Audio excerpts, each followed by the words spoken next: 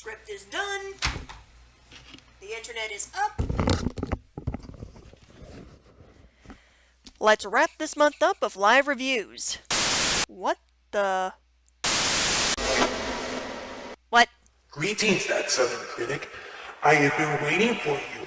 I have come to offer you the chance of a lifetime. Slender characters are still a thing? Silence! Now listen. I am proposing to you something you have never done, and probably have dreamed of since you started this reviewing gig.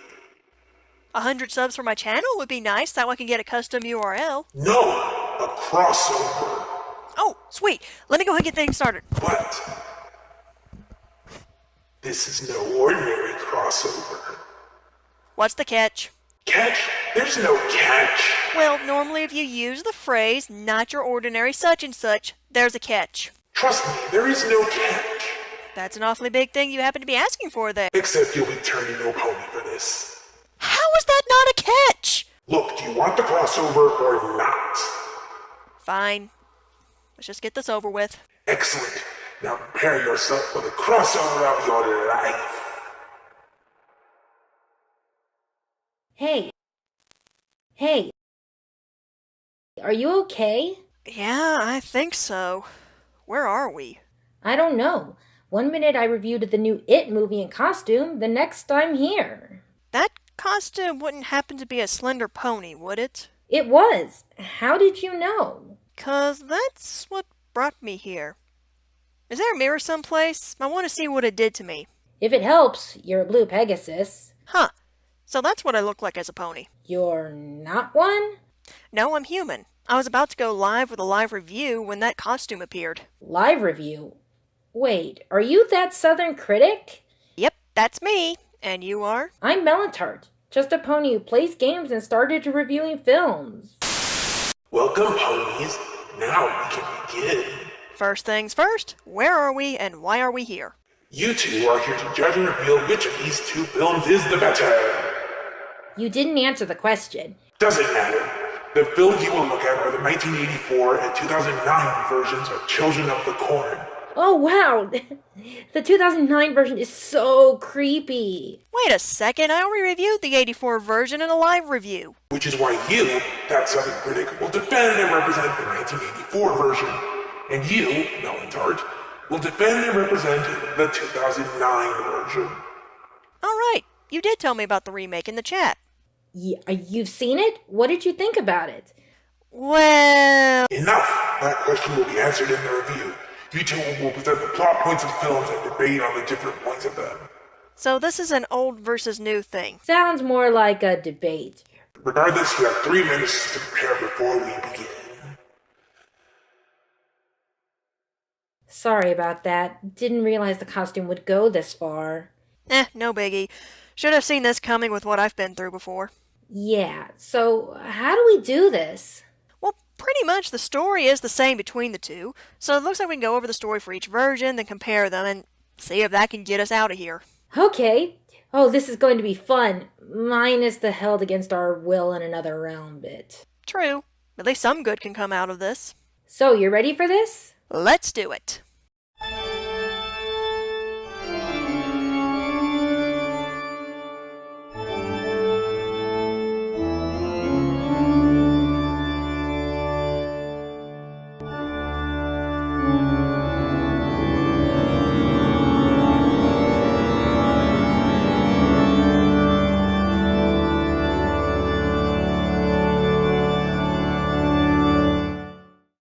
Welcome, fans, friends, and trolls alike. I'm That Southern Critic Cat09, and with me today is a special guest. Please introduce yourself. Hey guys, it's Melantart, and I'm with That Southern Critic to bring you a collab review.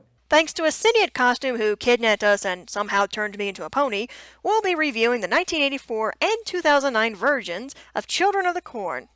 Same costume also challenged us to see which is the better version. To do so, I will cover the 2009 remake, while That Southern Critic will cover the 1984 version.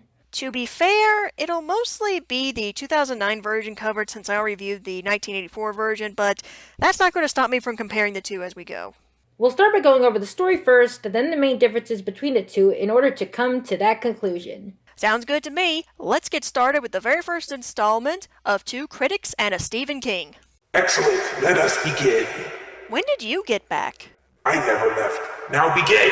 For those of you who never saw or read Children of the Corn, it takes place in Gatlin, Nebraska, not Gatlinburg, Tennessee, featuring a cult of adult murdering children who worship a being called He Who Walks Behind the Rose. We follow a married couple named Bert and Vicky as they journey to try and save their marriage, and they run over one of the kids who was killed by the cult. Wait, they're married? Yep, it says so in the remake as they talk. Aren't they married in the 84? Actually, it's never stated outright if they were married. I even looked it up for research, and the most I saw was young couple. So I'm assuming they're not. Anyway, they pick up the body of Joseph and head to the nearest town, which happens to be Gatlin, and try to find the police in order to report the murder, only to find the town's deserted.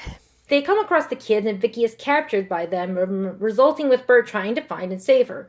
Bert is injured by them and he tries to escape. We also see Isaac, the prophet, giving sermons before the couple arrives in town, and the group is led by Malachi, as he goes after them and later Bert to get him. This is where the two films start to diverge. In the 84 version, there's two additional kids in it, named Job and Sarah, that do not like the cult, so they actually help Bert rescue Vicky.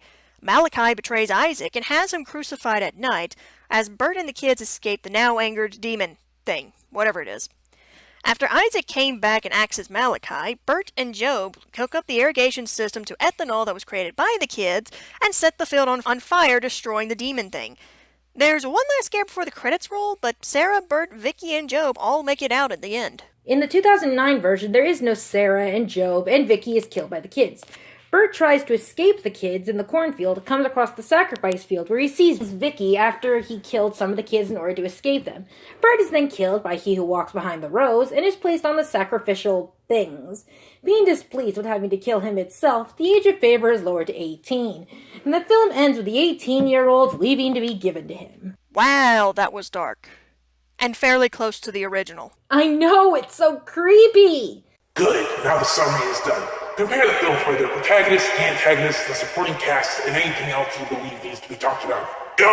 In the 84 version, it's never truly stated if Bert and Vicky are married.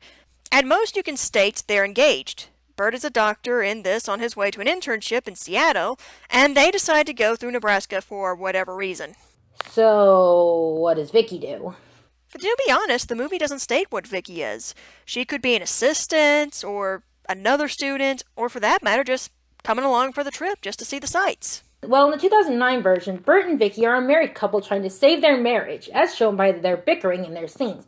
Bert is a Vietnam War vet, and Vicky is given a loose backstory of once being in a church and a prom queen, but she has more of a backstory here than in the 84 version. By any chance, does Bert use nothing but references to the army and Vicky constantly throw temper tantrums? Yes, why? You'd be amazed how many movies use that trope.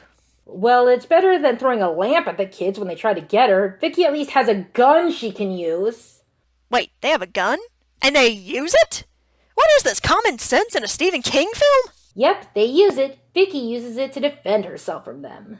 Yeah, but with how she was acting at the beginning, especially with Bert investigating the cornfield, it really doesn't help her character since, in the end, she still dies. And that she and Bert can get on people's last nerve to the point where you actually want to see them die. Well, in the 84 version, Vicky comes off as a useless damsel in distress, and Bert looks like he's high half the time. Most of the good bits come from Job and Sarah. Job especially, since he saved Bert how many times? At least twice. See? But they're not annoying to the point where we as the audience want them dead. They're not good people, true, but they're not complete and utter unidentifiable pricks. They're more similar to your average person watching since they're more relatable than what we have in the remake. Maybe, but Bert in the remake actually killed some of the kids to survive, rather than have a fake fight scene. He even had a flashback to the war as he was going to the cornfield as he was trying to get to the road, even when he arrives in the field. Vicky even comes back to mock him when he who walks comes to kill him. Hey, Bert. What? That scene is so funny! Have you come to a conclusion for the protagonists? Well, they're closer to the original in the remake. But they are more tolerable in the 84 version. So it's up to whichever one you like better. Though, let's just go ahead and get through the other categories before we give final thoughts. Fair enough. Next are the antagonists. Isaac and Malachi are the two main people who oppose Bert and Vicky. Isaac is the prophet and tells the kids what he who walks told him, while Malachi leads them into fighting Bert. Isaac is only 9 when they arrive, with Malachi being 18. They first appear here when Bert and Vicky pick up the boy's body. What? What was with that edit? What do you mean? Just look at it again.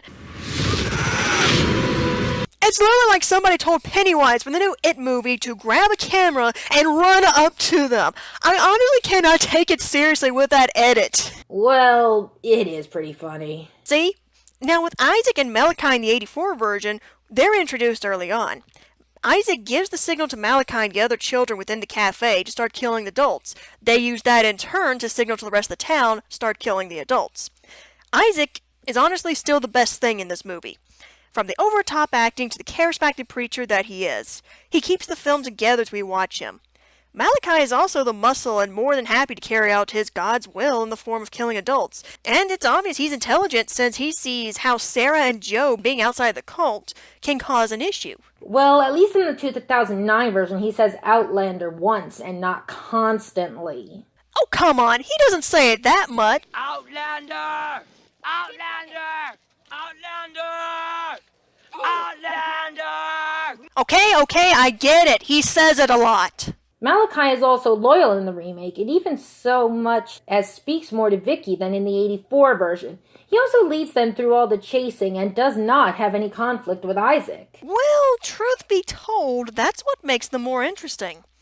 We know Malachi doesn't agree with Isaac keeping Sarah and Job alive, and when they butt heads, it's entertaining to watch. So when Malachi does betray Isaac, we see it come full circle, and it doesn't come out right out of left field. Also, he doesn't come off as bland, and Isaac can actually act. What do you mean? Of course they can act in the remake. True, but the actor who plays Isaac in the remake sounds and acts like he's constantly looking off screen to read a cue card while the take is going.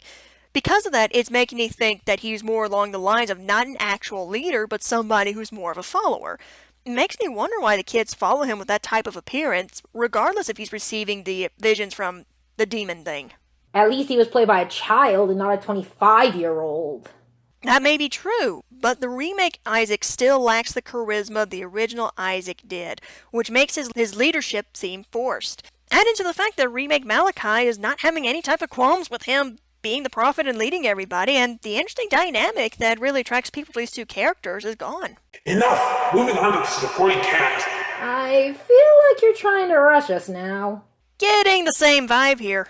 Are you going to start or not? Fine. For both films, the supporting cast are children. In the original, it's fun to watch them as they're placing their all into it, especially when they chase Bert through the town. Same with the cast in the remake. They're acting with their best, especially those who were injured or killed by Bert in the chase there. So, I just noticed a big difference between the two. What? Ever notice how in the remake, it's the boys who do most of the chasing, and we only see the girls helping out once before we cut back to them fixing food in the eatery at the end of the chase? Hey, you're right! The boys do chase him the most! Whereas in the original, it's both boys and girls who chase him. In fact, it was a girl who was conducting the ritual with Amos before he was sent to the demon thing that night.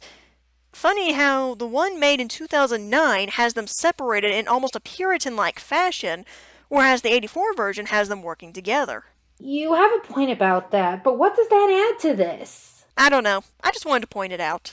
Does that conclude the supporting characters? I think that does. Looks like it. Now what? Begin talking about anything you notice with the films. Anything? Anything. Okay, Sarah and Job changed the story in the original. Oh boy. In the 2009 remake, Bert and Vicky die. There are no kids who dislike the cult, no one to help him when he was injured, and no one to save them from he who walks.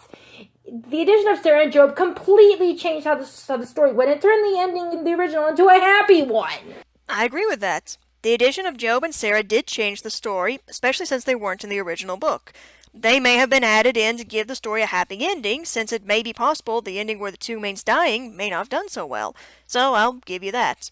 Job and Sarah literally did change the story. Yes, and there's the special effects of the original. I mean, really, that explosion. What is it supposed to be? The remake didn't even show what He Who Walks looks like, but hinted at it. How? Dead Vicky tells him. Oh, that scene. Yeah, the explosion in the original was a letdown, but honestly, I couldn't stop laughing when Vicky started talking to Bert in that scenario. It just looked so goofy to have her look like that and be serious while He Who Walks is coming. And it also just looked as silly as the corn grabbing him in both versions. So you weren't scared of the possessed corn? Nope. Still looks silly in practical and CGI effects. Speaking of goofy effects, that remake's editing. What about it? It was fine in the beginning. Yeah, but after the scene where we're introduced to Malachi and Isaac, it starts adding flashes and blurs to close-up upon the same object. It's jarring and distracting as you watch, and it can take you out of the story. It's not coming off as actually as horror or terrifying. It's coming off as, look at me, I want to be a little more artsy and show you what I can do. Much like the questions you did when you did your live review. Speaking of, the remake answers your questions about He Who Walks. And that is? He does let the kids procreate. Wait, he does? Yes, there's a scene as Bert is running through the cornfield where Isaac basically says, "It's time to have sex," and a teenage boy and girl come forward, strip, and have sex while the children walk. You know, at this point, I'm grateful I'm a still photo. Here, let me show you. Nope. I take your word for it. Also, I'm not showing a sex scene in the review. Fair enough, but it does show the remake took the time to answer your questions. I see that. Is that everything? Should we mention the other difference? Oh yeah, the original has the main events take place 3 years after the adult massacre, and the remake has 12 years passed before Bert and Vicky arrive. Not only that, but the original shows the adults getting killed, but not how Isaac became their leader. The remake shows how the kids were convinced to kill the adults, but does not show them being killed. Huh. That's actually interesting how they start so differently between the two films. Is there anything else? I think that's it. Then we move on to the ending. Now tell me, which of these two is the better film? I still find the film creepy, even after your point and laughter at some of it. And to be honest, I still found the enjoyment in the original after this. So, you have no answer. Well, we still like the movie we represent, I guess. Unless you answer the question, you will not leave. I wasn't done with my explanation. Then finish. Patience is a virtue, dude. Anyway, the original was goofy at times, but watching Isaac and the kids acting makes it worthwhile. While the addition of Job and Sarah did change the story, it's still entertaining to watch. But would you say it's a good adaptation? Honestly, that goes to the remake. So the remake is the better film since it's a better adaptation. Hold your horses there, Slendy. No pun intended. Being closer to the source material doesn't automatically make it a better film. You can be closest to the source material, but if you don't have the right team to add more personality or something with the medium change, it comes off as not entertaining. Sure, you're more loyal to the source material itself when you do something like that, but if you don't have a way of actually making it stand out, then it can come off as completely bland. A good adaptation sticks close to the source material. A great adaptation sticks close to the source material and builds upon it to improve or capture more of what the source wanted in a new medium. So, although it's closer to the short story, the original 84 version is the better film? That sounds dumb. Well, consider this. One of these films has a cult following and 6 sequels. The other doesn't. Guess which one? Oh, the 84 version wins there. So it seems. Now that that's over with, can you get us out of here? I'm sure Melantar would like to leave this place and I'd like to be human again. That would be nice. Fine, the challenge has ended. You will be leaving shortly. Hey, thanks for telling me about the remake. No problem. But you really didn't like it, did you? To be honest, no, I didn't. I literally wanted Bert and Vicky to die within the first 5 minutes after they were introduced. And I did really laugh at the edits and dead Vicky at the end. Why? I thought the film was scary. Well, for each person, fear is different. What might scare you might not scare anyone else. You may have phobias and such that some people think are completely and utterly ridiculous, or you may have been traumatized to where you're terrified of something and someone can't comprehend it, Or someone may likewise be terrified or something, and you just sit there and bust a gut every time it comes up. To be perfectly honest with me, my favorite horror films are Alfred Hitchcock's Psycho and John Carpenter's The Thing. So it's kind of hard to top them in my book. I see. Well, it was great working with you. Let's do this again sometime. I look forward to it. Ugh.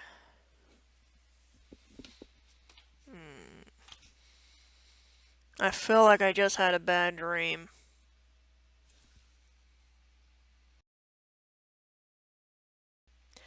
Well, there went my chance to end the month of live reviews.